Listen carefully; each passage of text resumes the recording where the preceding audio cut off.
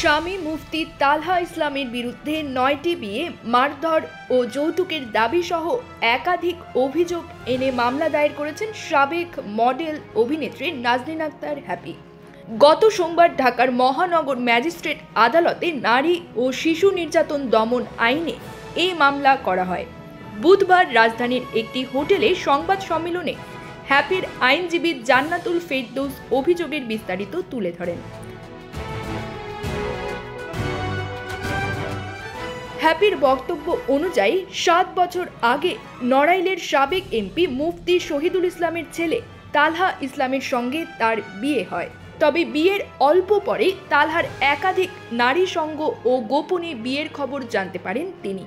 Happy দাবি করেন তালহা এ পর্যন্ত ৯টি বিয়ে করেছেন।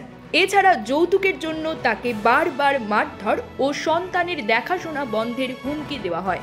গত ১০ মে ২০ লাখ টাকা যৌতুক চেয়ে তাকে আঘাত করেন তালহা।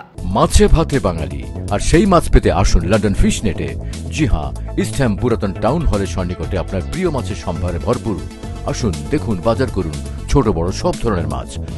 বাহ, একই ছাদের নিচে প্রয়োজনীয় সবকিছু পাওয়া যায়। সংবাদ সম্মেলনে হ্যাপি জানান, তালাক চাইলে তালহা কোটি টাকা বা সন্তানের অধিকার ছাড়ার শর্ত দেয়।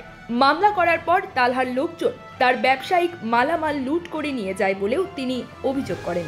এ সময় হ্যাপি বলেন, এতদিন ভয়ে চুপ ছিলাম, এখন প্রতিবাদ করছি।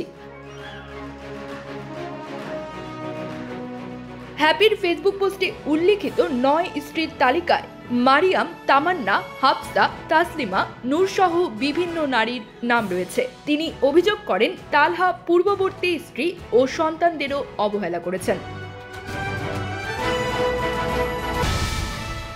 ২০১৪ সালে এক ক্রিকেটারের বিরুদ্ধে ধর্ষণ মামলা করে আলোচিত হন হ্যাপি। পরবর্তীতে ইসলামী অনুশাসন গ্রহণ করে নাম বদলে রাখেন Amatullah. News desk, UKBD Times.